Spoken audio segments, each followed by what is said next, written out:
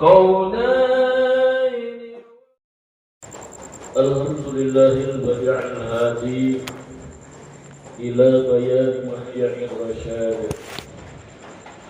أمدأ الباب نور السماء شمس البيان في صدور العلماء ثم صلاة الله ما ترنما هاد يشوف العيسى في أرض العماد.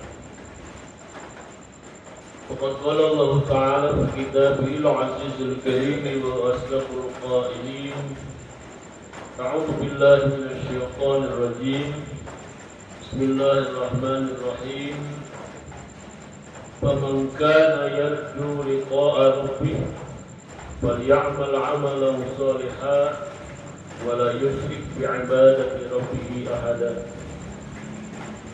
ولا النبي صلى الله عليه وسلم من انقطع إلى الله كفاه الله كل مؤنة ورزقه من حيث لا يحتسب. الحديث.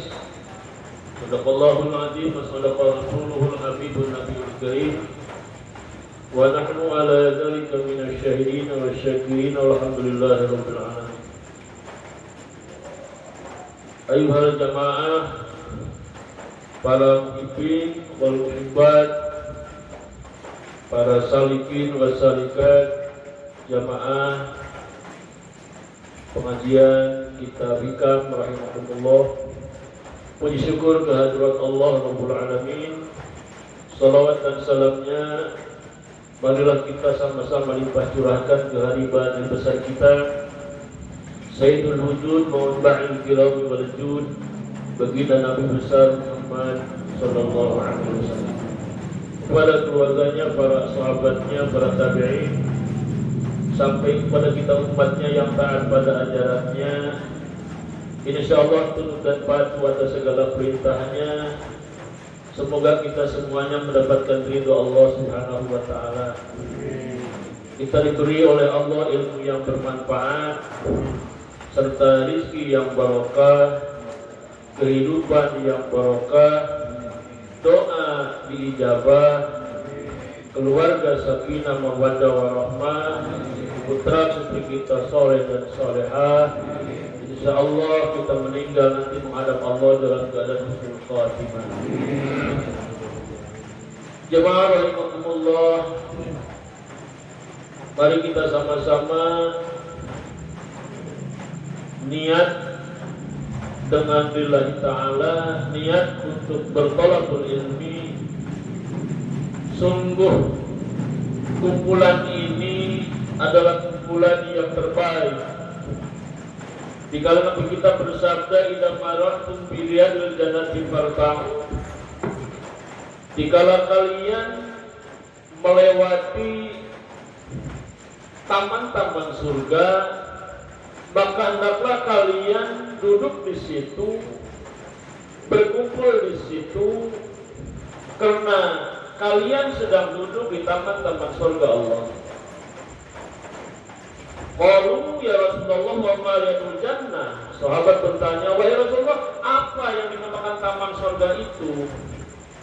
Rasulullah menjawab, hiya majalisatul ulama wa mujalasatul dzikr.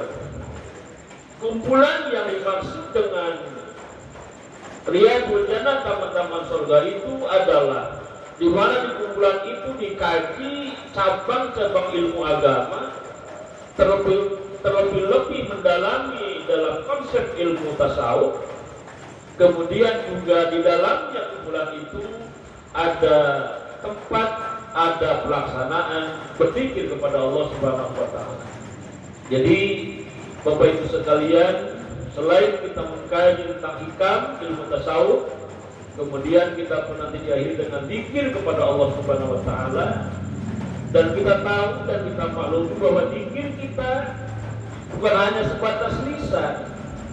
Zikir kita bukan hanya sebatas membaca saja dengan ucapan la ilaha illallah Muhammadur Rasulullah atau hanya membaca dengan salawat Nabi. Tetapi lebih dalam daripada itu, dikala kita berzikir dengan konsentrasi yang begitu khusyuk, konsentrasi yang begitu dalam sehingga alam mulki yang kita jalani hari ini dengan berzikir itu sehingga kita memasuki alam-alam yang lain. Karena alam-alam yang lain tidak bisa dilihat oleh mata, tidak bisa didengar oleh telinga, dan tidak bisa diraba oleh panca indera, tapi harus diraba, dilihat, dan didengarkan oleh hati. Maka zikir yang berbobot adalah mengingat Allah, mengosongkan diri dan pikiran sehingga hati kita jernih, hati kita ikut berzikir, semua anggota tubuh ikut berzikir, darah kita ikut berzikir, tulang-tulang kita ikut berzikir, bulu-bulu ikut berzikir, semuanya berzikir kepada Allah. Maka sehingga dalam konsep zikir itu kita betul-betul tidak ada yang kita lihat, tidak ada yang kita dengarkan, tidak ada yang kita pandang, melainkan kita sedang dialog dengan Allah Subhanahu wa Ta'ala. Jadi itulah konsep zikir. Nanti insya Allah saya jelaskan lagi tentang bagaimana cara berzikir. Tentunya zikir kita itu bukan hanya sebatas jumlah, tapi coba zikir itu diusahakan berbobot, menggerakkan kepala kita, menggerakkan hati kita supaya semuanya ikut berzikir. Karena kehusuan di dalam berzikir mengingat Allah itu menghantarkan manusia yang banyak dosa kita ini menjadi lebur di hadapan Allah Subhanahu wa Ta'ala, begitu kecil di hadapan Allah Subhanahu wa Ta'ala, laksana debu di pantai, laksana pasir di pantai yang tidak ada apa-apanya. Maka dikala kita berpikir mengesahkan Allah, mengagungkan Allah Subhanahu wa Ta'ala. Jemaah sekalian, mari kita sama-sama untuk mengawali kaji kita ini dengan membacakan niat bersama-sama yang biasa kita bacakan sebelum mengawali kajian kita pada malam hari ini. Bismillahirrahmanirrahim. Nawaitu ta'aluma wa ta'lim wa tadhakkura wa tadhkir wa naf'a wal intifa wal ifadata wal istifada wal hassa ala tamasuki bi kitabillahi wa sunnati rasulih wa du'ai ilal huda wa dilalata alal khair ibtigha'a mardatillahi wa thawabihi wa qurbihi ila hadratin Nabi Mustafa Muhammad sallallahu alaihi wasallam wa ala alihi wa sahbihi wa barakatuh wa ila al-mu'allif hadzal kitab al-Fatihah. Bismillahirrahmanirrahim. Alhamdulillahi rabbil alamin. Ar-Rahmanir-Rahim. Maliki yaumiddin. Iyyaka na'budu wa iyyaka nasta'in. Ihdinas siratal mustaqim. Siratal ladzina an'amta 'alaihim ghairil maghdubi 'alaihim waladdallin.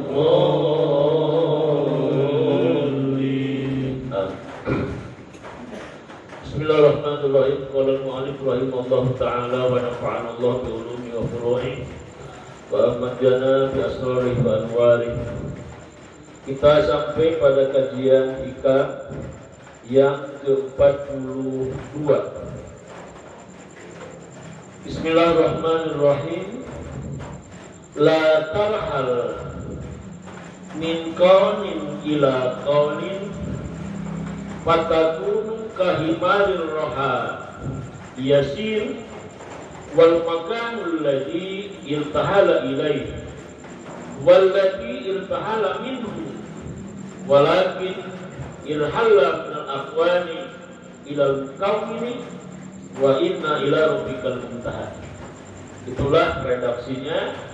dari hikam yang ke-42. Dipersilakan kepada para muhibbin untuk mencatat, untuk mempersiapkan hati. Kita akan membahas, melanjutkan bahasan yang ke-42 malam hari ini. Bismillahirrahmanirrahim. La tarhal, jangan engkau berangkat min kaunin ila kaunin, dari kawan menuju kawan. Kenapa? Karena kalau engkau berangkat dari kawan menuju kawan, kahaiman rohai yasir, seperti engkau seperti himar penggilingan yang tidak pernah selesai, dari awal sampai akhir, balik lagi ke sana, balik lagi ke sana. Satu poin.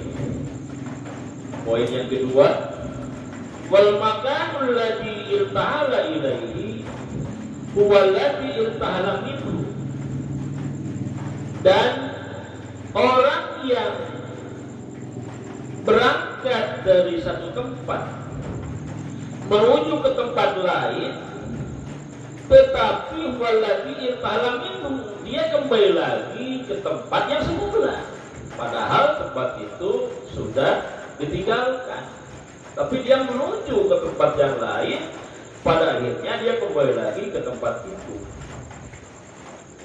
Yang ketiga, walakin irhalan minal aqwani ilal mukawwin, tetapi seharusnya kita harus berangkat dari akwan menuju mukawwin. Jadi ini 3 poin ya. Silakan semangat. Jadi ini 3 poin. Ini 3 poin. Kita bagi kepada 3 poin supaya para muhibbin bisa memahami lebih detail tentang makalah yang disampaikan oleh Syekh Abdullah Sakandari. Apa sih kawan itu? Kita sudah berbicara ini di makalah yang lain sebetulnya. Mungkin bapak-bapak, kadang ibu-ibu sigana parodo ya ta. Kawan itu adalah makhluk. Kawan itu adalah dunia. Kawan itu adalah keindahan. Jadi yang pertama, poin pertama adalah jangan kita berangkat dari kawan menuju kawan. Jangan kita berangkat dari dunia menuju dunia. Contoh, kita itu semenjak bangun tidur, terus kita bangun tidur, setelah bangun tidur sarapan pagi, betul? Sarapan pagi. Udah sarapan, ngopi, ngudut. Udah sarapan, ngopi, ngudut, BAB dikeluarin. Dohor, makan siang, udah makan, ngopi, ngudut.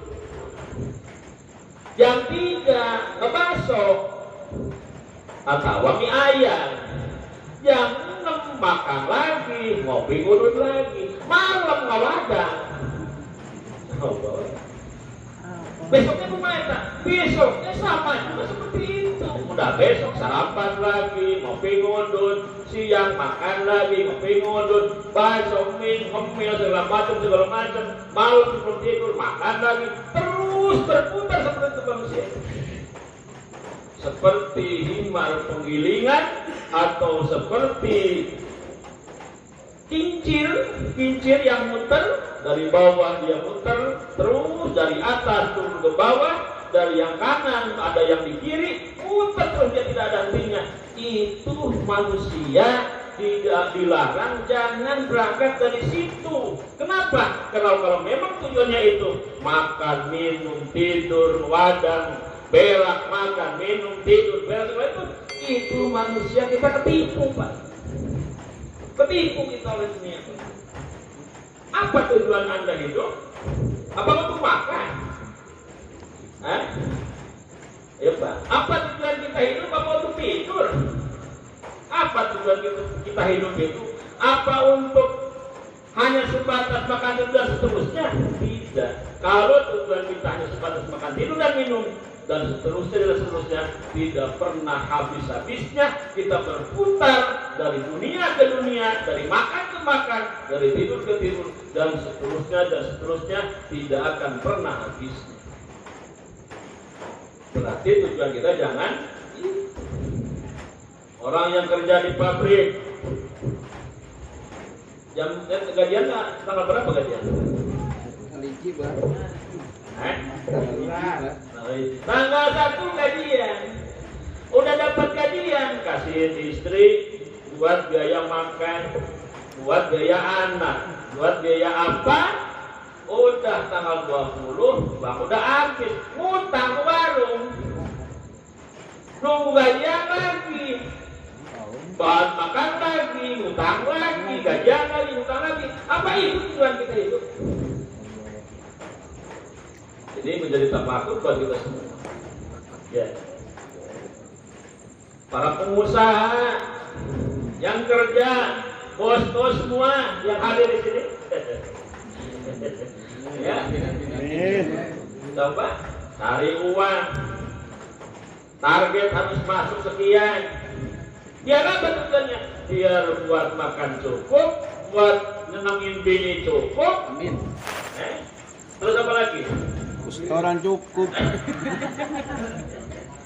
Buat setoran cukup, ada sisanya nabung di bank atau bayar utang.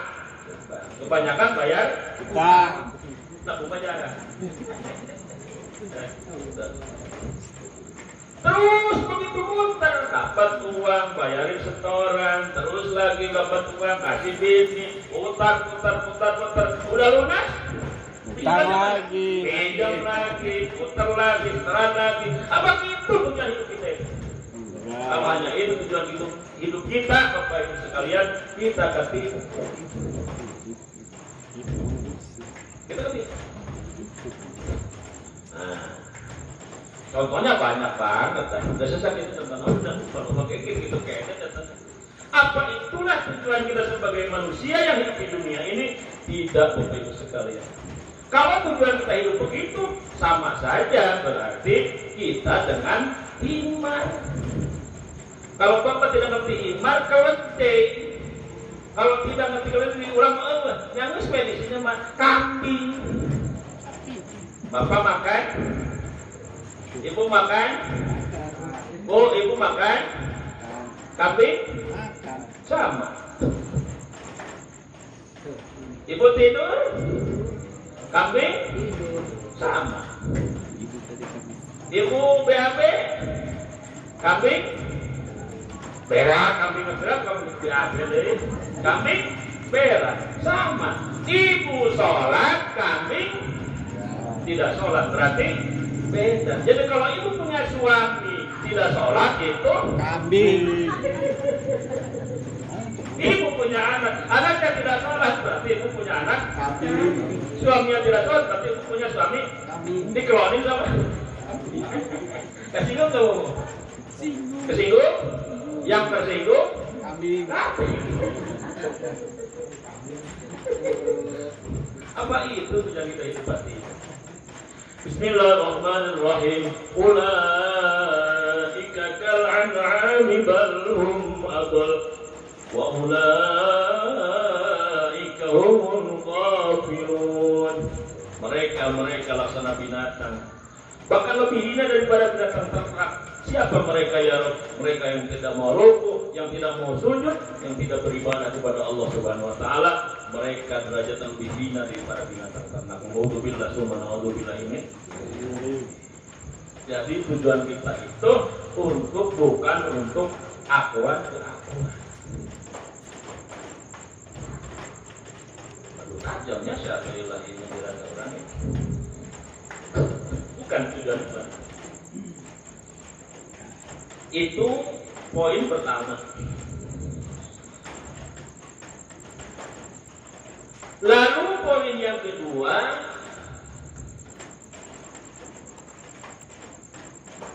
minal mukawwin ilal aqwan. Itu poin kedua. Dari mukawwin, apa itu mukawwin? Mukawwin itu adalah yang memiliki dunia, Allah. Untuk dunia. Jadi minal mukawwin dari Allah, pemilik dunia, menuju kepada dunia. Orang beribadah kepada Allah, tapi dia mengharapkan surga. Orang beribadah kepada Allah, tapi dia takut masuk neraka. Orang sedekah mengharapkan kaya. Orang sedekah pengen banyak duit. Orang beribadah pengen naik pangkatnya, jabatannya, kedudukannya. Orang beribadah pengen lancar usahanya. Jarah ibadah, zikir ibadah, ngaji ibadah, semuanya ibadah. Dan ibadah itu adalah hak Allah. Kita hanya sebatas menjalankan saja tentang hak Allah, menjalankan perintah-perintah Allah, menjalankan hak Allah. Sudah, tidak usah berpikir kemana-mana. Untuk Allah saja. Finish itu, Pak. Eksekusi langsung. Bahwa tujuan akhir hidup kita adalah bukan dunia ke dunia, bukan dari Allah kepada dunia, tapi dari kita kepada Allah. Eksekusi langsung. Dasarnya di sini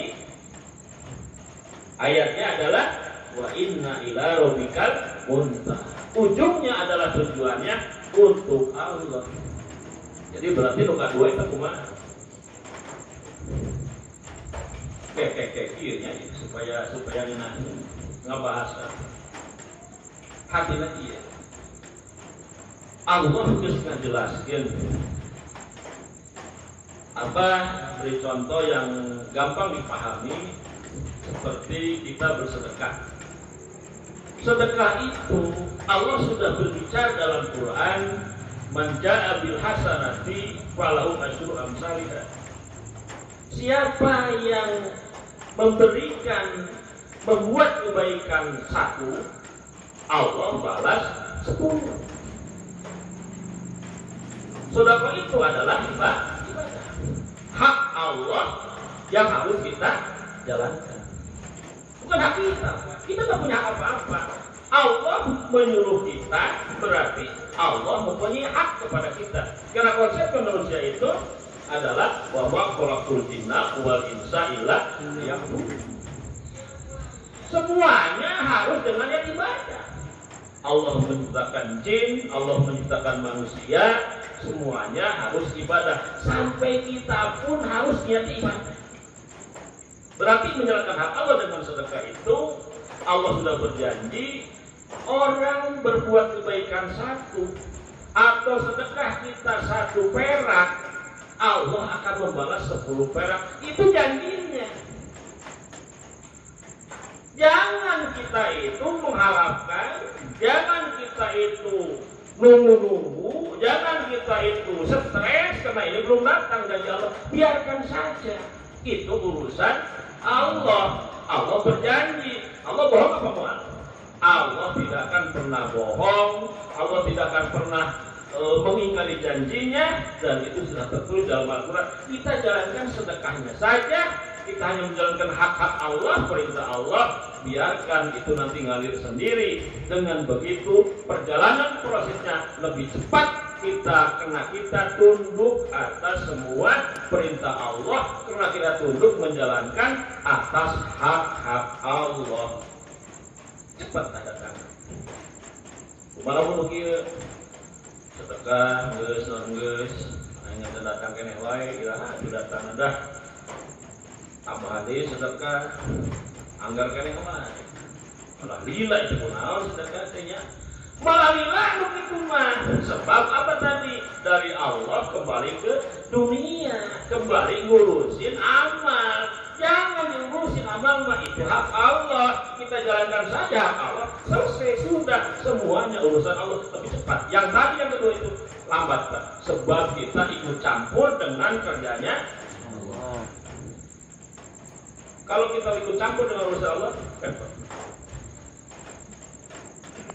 Ada seseorang yang datang, dia kepengennya begini, saya itu kepengennya lancar usaha, badan sehat, rezeki banyak, penyakit jauh, ya sama.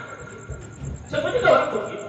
Tapi kok geningan pada usulnya, yang lain mah pada lancar, usahanya lancar, sehat, anak-anaknya sehat, semuanya pada lancar. Kok kita mah malah anaknya sakit-sakitan, kita juga sakit-sakitan, usahanya bangkrut.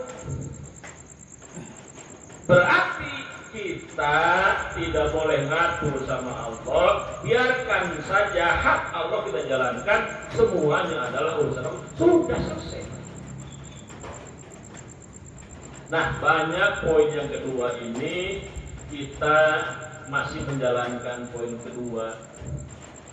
Makomnya ini kalau dalam ahli tasawuf bilang yang pertama itu makom mahjubin, yang kedua ini makomnya muridin. Sebetulnya yang terbaik adalah makom yang ketiga, yaitu makom wasilin, yaitu makom sampai kita usul kepada Allah. Bagaimana makom yang ketiga itu? Makom yang ketiga itu bagaimana? Yaitu minal kauni ilal mukauni. Dari kita, dari dunia, dari makhluk menuju Allah. Ngaji untuk Allah, sholat untuk Allah, berbuat kebaikan untuk Allah, semuanya untuk Allah. Hanya kita mengharap ridho Allah. Hanya itu, Pak. Kalau Allah menghitung ibadah kita hari ini, apakah kita pantas seorang kita hari ini ibadah kita itu hitungannya apakah masuk surga dengan ibadah kita hari ini? Jauh, Pak. Jauh. Bagaimana jauh, coba bayangkan. Kenapa Abu Bakar Siddiq, seorang sahabat yang menjadi Raisul Jannah nanti di sana, pimpinan surga itu, dia boleh masuk di pintu mana saja Abu Bakar Siddiq dan menjadi pimpinannya nanti di surga, karena dia itu amalnya luar biasa. Coba bayangkan, pagi-pagi berkumpul dengan para sahabat, kata Rasulullah, apakah ada di antara kalian yang hari ini berpuasa? Saya atau Abu Bakar Siddiq. Apakah ada di antara kalian yang hari ini bersedekah? Saya atau Abu Bakar Siddiq. Apakah ada hari ini di antara kalian yang merawat orang cacat, yang buta, dibersihkan rumahnya, dimasakin makanannya, lalu kemudian dicuci piringnya, disuapin? Siapa? Saya atau Abu Bakar Siddiq. Jadi semuanya itu kalah dengan Abu Bakar Siddiq. Pantas dia menjadi Raisul Jannah. Bab sedekah. Kata Rasulullah, wahai ini perang Tabuk, perang yang membutuhkan biaya besar. Saya minta kalian, kata Rasulullah, bersedekah untuk berjuang lillahi kalimatillah, menegakkan agama Allah. Siapa yang berani bersedekah hari ini? Abu Bakar dan Umar berlomba-lomba. Umar ingin mengalahkan Abu Bakar dalam bersedekah. Berangkat ke rumahnya, lalu dibawa dari rumah semua, ditanya oleh Nabi, wahai Umar, sedekah kalian ini apakah ada di rumah sebagian? Iya, ya Rasul, yang 50% saya taruh di rumah untuk makan, yang 50%-nya lagi saya berikan sedekah untuk perang. Wahai Abu Bakar, apakah kalian ada yang di rumah hari ini bersedekah? Tidak ya Rasul, semuanya saya bawa ke sini untuk bersedekah. Yang di rumah hanya Allah dan Rasulnya. Berlomba mereka bersedekah. Jadi lamun sedekah orang pada batu sajuta orang mau panas. Lain akan baik. Itu panas. Berlomba-lomba. Utsman tidak kalah. Kalau mereka bersedekah sekian, kalau Umar bersedekah sekian, saya bersedekah untuk perang Tabuk. Tidak tanggung saya 2,4 triliun satu sedekah. 2,4 triliun mau sedekah. Itulah para sahabat Nabi berlomba untuk kebajikan. Demi siapa? Tidak untuk dipandang orang, tidak minta dikembalikan hasil sedekahnya, hanya demi Allah dan Rasulnya, sehingga nilai pahalanya berluas-luas. Hambanya Utsman tidak pernah habis-habis, gitu. Karena benar-benar lillahi ta'ala. Itu soal berlomba mereka. Urang sedekah, urang kasieu gitu. Nu panitia lieur gitu, nah ieu mana kertasna sih. Receh malu cenah yang bingung itu nah ieu panitia. Kan itu kalau gitu. Hah? Geus ngotot aing ari surga aing juga sedekah soalna ieu cenah harian aing sudah mana oge. Harian tapi panitia lieur ngitung nah ieu receh malu. Soal coba. Pantaskah kita hari ini ingin mendapatkan surga dengan ibadah kita? Hanya padol Allah sajalah, hanya ridho Allah sajalah kita raih dan kita minta kepada Allah. Mencari kita kepada Allah itu dengan ridho Allah. Kita siap dimasukkan kita ke surga, dimasukkan kita ke neraka, di mana saja. Catatan mendapat ridho Allah. Itu apa? Masih di neraka kita harus menang ridho Allah. Siapa bilang penjara itu serak? Siapa bilang penjara itu hitungannya takut, gelap? Siapa orang yang tidak mau? Semuanya orang tidak mau masuk penjara. Tapi bagi mereka yang beriman, yang hanya tujuannya kepada Allah saja, tiang penjara laksana sesuatu undeyan, laksana sesuatu lambaian tangan-tangan bidadari, karena surga sudah siap menjemput bagi mereka yang berjuang di jalan Allah. Makanya, namun hari ini misalkan orang penjara sampai setelah penjara, karena dia nikmati penjara, hafal Quran. Banyak yang hafal Quran, banyak yang karang kita di penjara. Bagaimana? Kenapa? Karena dia dapat ridho Allah. Dapat ridho Allah. Oke. Soal ibadah, coba kita lihat ibadah. Ibadah Sayyidina Ali bukan orang yang kaya Sayyidina Ali itu, tapi terkenal dengan juhudnya Sayyidina Ali. Dalam perang dipanah tonggongna, beberapa anak panah nancap di punggung, ditarik ku sahabat di punggung ngajerit Sayyidina Ali dikala dia masih sadar. Kata Ali, wahai sahabat, saya minta waktu, saya mau wudu dulu, saya mau sholat. Dikala sholat Sayyidina Ali usul kepada Allah, tidak ada yang didengar, tidak ada yang terlihat, tidak ada yang dirasa. Dalam sholat usul kepada Allah luar biasa. Panah dicabutkan kepada sahabat hiji-hiji. Sayyidina Ali tetap sholat, pernah sakit, pernah ngeluh, karena dalam wujud ibadahnya kepada Allah beliau usul kepada Allah. Sawat itu sama kita. Urang mah boro-boro gitu. Reungit wae reungit ngahiang. Saya waktu tadi reungitnya keun goengan. Jadi sholat itu harus reungit emang. Bab reungit. Pantaskah dengan sholat kita masuk surga? Kita ingin surga? Tidak, Pak. Hanya kita mengharapkan ridho Allah. Dengan ridho Allah lah kita bisa masuk surga.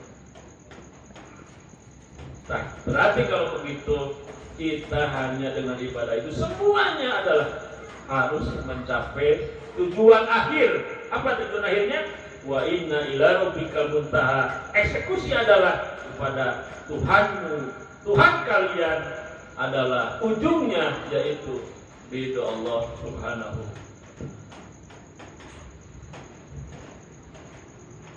Terus ada yang bisik-bisik, nafsu kita ngomong, oh jadi kalau begitu sedekah itu untuk di Arab-Arab ya. Belum kamu di Arab-Arab tuh mah, boro-boro di Arab-Arab, ya boro-boro di Arab-Arab ge lila datangna, ngomong belum di Arab-Arab mah. Justru kita itu sekarang mengacunya pada janji. Tadi janji Allahnya satu sudah dijelaskan. Kemudian Nabi pun berjanji dalam hadisnya. Apa kata Nabi? Man in qata'a ila Allahi kafahu Allahu kulla mu'nah wa razaqahu min haitsu la yahtasib. Barang siapa yang memutuskan dunia lalu dia menuju Allah dengan sedekahnya, dengan ibadahnya, dengan amal baiknya, maka Allah menyukupkan semua kebutuhannya dan Allah memberikan rezeki yang tidak pernah dia duga. Jaminan. Nah ini hadis ini menunjukkan kepada tingkat yang kedua. Apa itu tadi? Minal mukawwin ilal kawan. Dari Allah menuju dunia. Jadi kalau kita sudah berbicara dari Allah, ya sudah. Jangan berbicara urusan dunia. Kenapa? Karena jaminannya sudah jelas. Barang siapa yang berangkat memutuskan dunia dia menuju Allah, maka Allah mencukupkan kebutuhannya dan memberikan rezeki yang tidak terduga.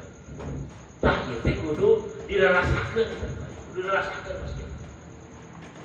rasakan. Jaminan yang ketiga, mana orang berangkat dari kawan yaitu dunia ilal mukawwin menuju kepada Allah.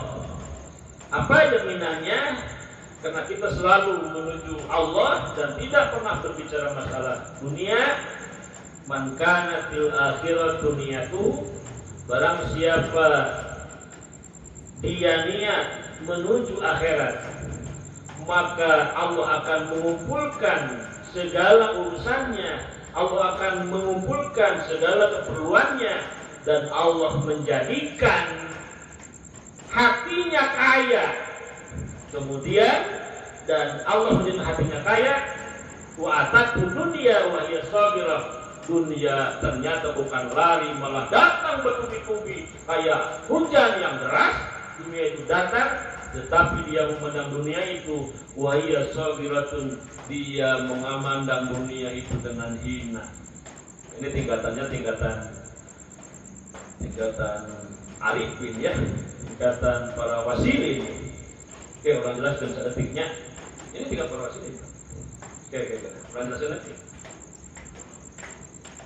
Lamun orang hari ini kita mengumpulkan dunia,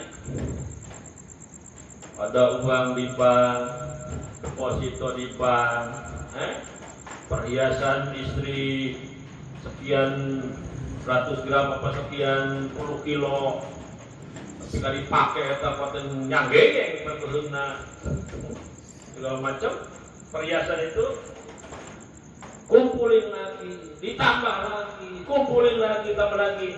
Terus apa nanya? Itu untuk apa? Iya, untuk apa? Ada orang ngomong ini mah jenabah nanti kalau mati ini untuk anak-anak. Ada yang. Terus ada lagi yang ngomong, ya ini mah rasa pacaran ngumpul-ngumpul. Ini mah sebab kalau mati mah berarti tidak di. Untuk apa? Orang kaya pas dia meninggal koleksi mobil mewah sampai ada 20 siki mobil mewah ulang tuh kita boga. Mana koleksi mobil mewah koleksi. Bukan hanya mobil mewah koleksinya itu. Mungkin laki-laki koleksi mobil mewah, ibu-ibu koleksi sandal, koleksi tas. Hei, ibu-ibu kok Koleksi itu untuk apa? Pak Naina Pak zaman itu sekali itu Pak. Ke Hampura ya Pak ngomongin. Itu zaman masih itu Pak Naina. Apakah dengan koleksi yang kita katakan sebagai orang yang kaya raya di luar sana dengan kehidupan yang sudah glamor, yang mewah, katanya dia berkoleksi, mengkoleksi jam tangan, mengoleksi mobil mewah, mengoleksi mobil antik segala macam. Ibu-ibunya mengoleksi tas, harga puluhan juta geningan, sandal, pakaian segala macam dikoleksi semua itu. Apakah itu tidak ditanya nanti di hadapan Allah? Ayo, jawab. Tanya apa? Tanya. Kenaon main di koleksi eta? Mau banding enggak? Ayeuna orang boga mobil mewah 8. Lamun leumpah ka mobil 8 urang tumpah ka kabeh sebulan udah ditolong. Sadarlah baik para muhibbin, itulah dunia. Serahkannya orang sudah menjadi hamba dunia, abdi dunia, anak-anak dunia. Loba-loba teh wah apa loba mobil tahan kasih dia keren lain. Abah timbang 2.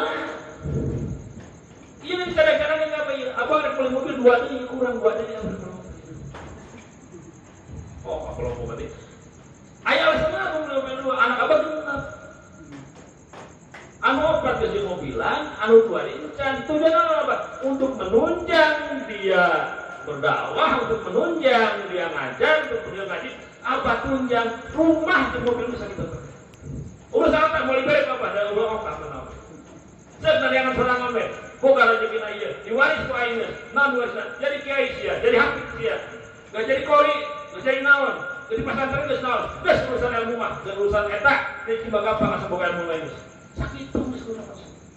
Ditanya bos, ditanya. Coba. Ditanya. Lalu ditanya sama orang misal. Ingat kemari apa ngomong? Rek nyumbang-nyumbatan serta mustaqim pos saya 7. Sapos napa ditanya teu anggeus 1000 tahun. Udah kumaha tuh alusna eta? Alus nama baju tepang beli. Alus nama. Nah tuh. Ya paling beli item sikile keur salat teh ngumpul ya hiji keur ngaji. Ieu ngaji hiji keur salat. Ieu ngaji hiji keur usaha. Ari urang kumaha tuh? Lalaki timbang 5 setel awewe 50. 50 setel. Ya, Bo. Ditanya soal bisa dalam terisa apa mau nang pamere baju nang pamere mali hisap tabah dibere duit apa mali hisap apa ya apa nang pamere apa dibere ya tante mere sih itu kaje duit loba gitu baik nang pamere tahan usaha dihisab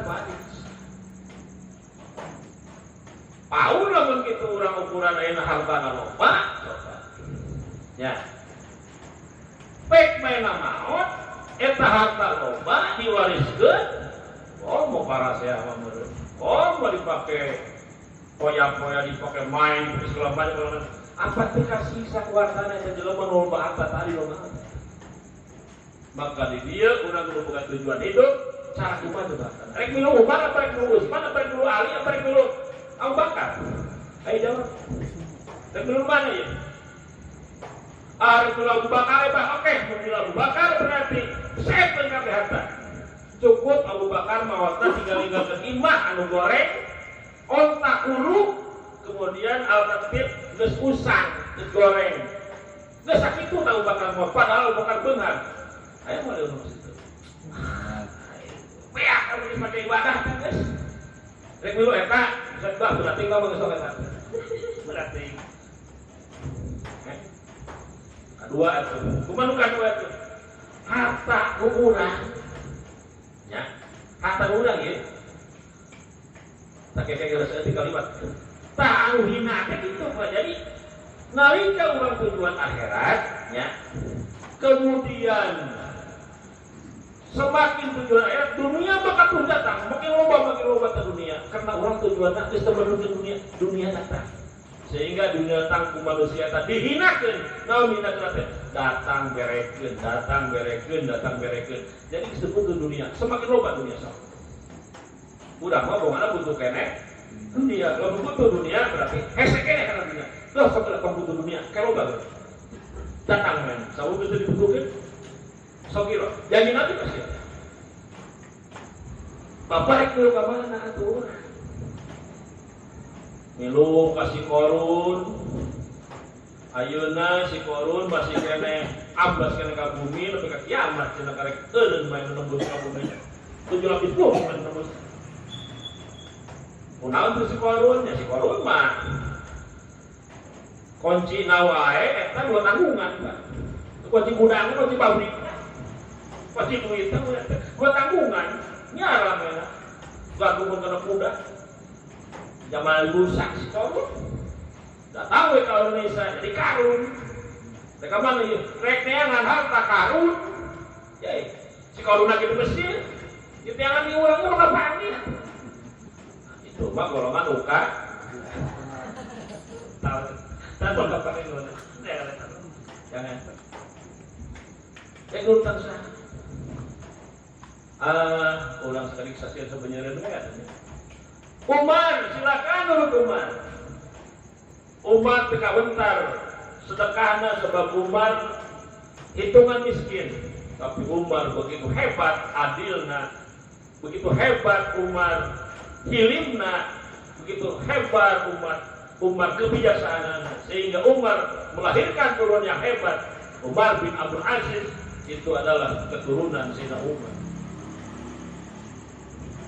Ambil Utsman itu luar biasa. Minimal atuh urang mah harta teh aya. Dina harta setiap hari kurang dimakan, dibuang, eta menjadi makan dibuang. Jatah 100.000 ibu sepoe. Dikeluarkeun ku ibu 5.000, tak eta menjadi makan ku kaerat makan lumpat. Anu sisana eta. Wah, laut tuh di WC. Allahu Akbar. Kesimpulannya adalah coba orang sami-sami niatan, semuanya adalah harus niat ibadah. Lalu niat ibadah kabeh eta nu paling bagus. Pakai pakaian, beli pakaian ke ibadah, dahar ke ibadah, segala macam tujuanana ibadah. Bapak kalembur gawe penting urang masih capek usahanon niatna ibadah ke nafkahan anak istri ibadah. Pamajikan kalaki niatna ibadah. Ulah hitung bukan untuk boga duit, lamun salaki ngajakan malam Jumat. Oh, malam Sabtu ya kaliwan bener. Kajian riba itu oke. Ngajakan niat ibadah. Ulah pernah boga duit salaki. Ditambah manggil ibu. Ibu saya senang manggil laki tadi sore. Tadi ibadah. Selamun ternyata ibadah bersesadana. Rugi orang Pak. Ya coba 24 jam dipakai sholat seberapa? 10 menit kan taruh panggilan. Kali 5 dibagi 50 menit Pak. Sejam seberapa menit? 50 menit. Sejam ya itu Pak. Anu 20 jam dipakai naon berarti? Pakai sare, pakai dahar, pakai main HP, pakai rokok YouTube, pakai wah segala macam. Wah, bukan nggak bisa pulang dalam 1 jam. Kudunya memandu, ya minimal kurang 50 ke ibadah, 50 lain-lain. Kurang seberapa persen bagaimana? Allah. Pengiting pada jamaah sadayana janten kesimpulan dina Hikam 42 adalah lebih menekankan hati orang sadayana usul ke Allah itu ayat. Sedekah kudu usul ke Allah, ibadah kudu usul ke Allah, kebaikan kudu usul ke Allah, sadayana kudu usul ke Allah. Ayat itu carana hiji. Bangun deui tekadna, bangun deui niatna, bangun deui murnikeun pategadanana teu aya di tujuan kecuali ka Gusti Allah. Kadua, buru-buru urang kudu balik ke Allah. Katilu, urang kudu yakin istiqomah nyuhunkeun pertolongan ka Allah. Naon pertolonganana? Bentukna urang sabar, tawakal, pasrah diri ka Allah. Sakitu pancina. Ya, abu pesen eta nu tilu pancina sadayana urang disikapi dengan hati, maka pancina tilu. Hiji, murnikeun tekadna, niatna, tujuanana kabeh melainkan urang hayang mendapat ridho Allah. Dua, kudu buru-buru balik ke Allah. Lamun urang sadayana dikala urang berbuat dosa segala macam, buru-buru papilu ilallah, kembali kepada Allah. Tiga, selalu yakin, istiqomah, minta pertolongan kepada Allah. Dengan apa caranya? Dengan sabar dikala doa kita belum dikabulkan, dengan sabar dikala ujian masih berderah, dengan sabar dan ketenangan diri dan jiwa dikala masalah masih menghantam bertubi-tubi. Apa aya nu kahayang urang tadi kabulkeun Gusti Allah. Kemudian setelah sabar kita pun bertawakal.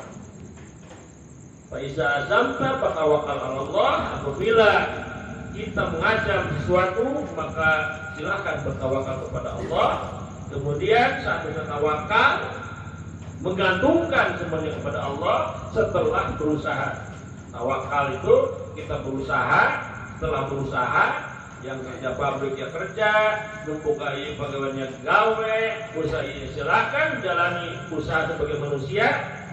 Setelah itu baru kita bertawakal. Yang terakhir adalah setelah bertawakal diri kita, jiwa dan raga kita, dohir batin harus takwil kepada Allah, artinya pasrah kepada Allah Subhanahu wa taala. Bapak Ibu rahimakumullah,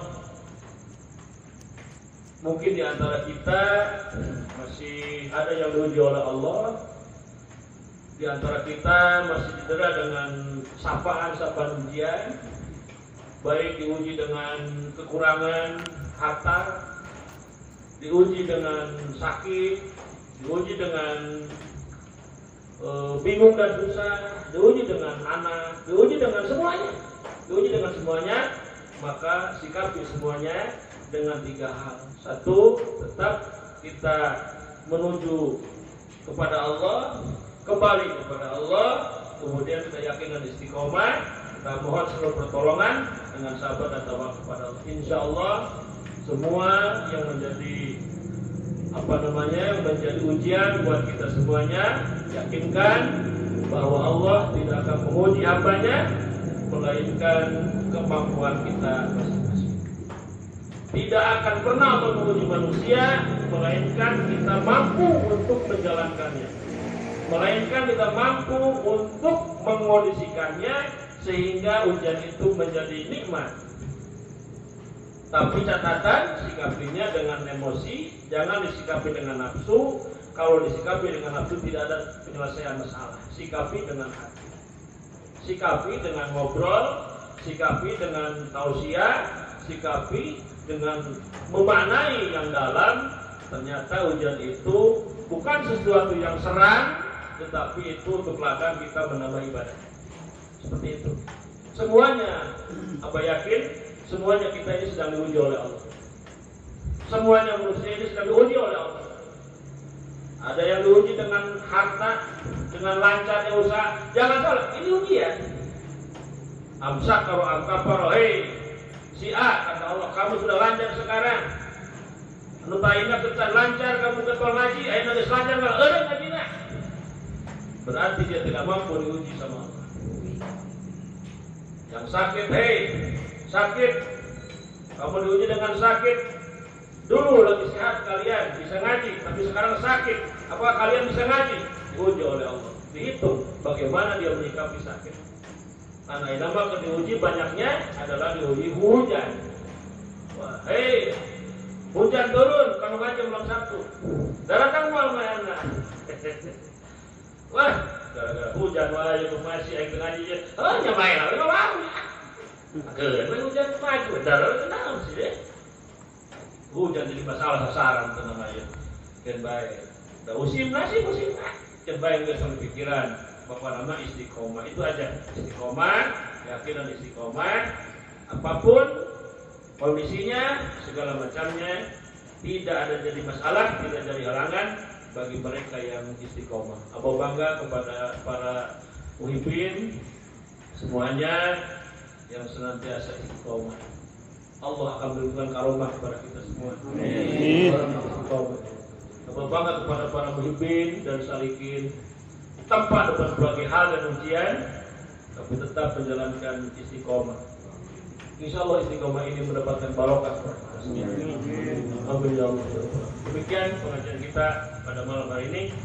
Mari kita sama-sama tutup dengan ucapan Alhamdulillah.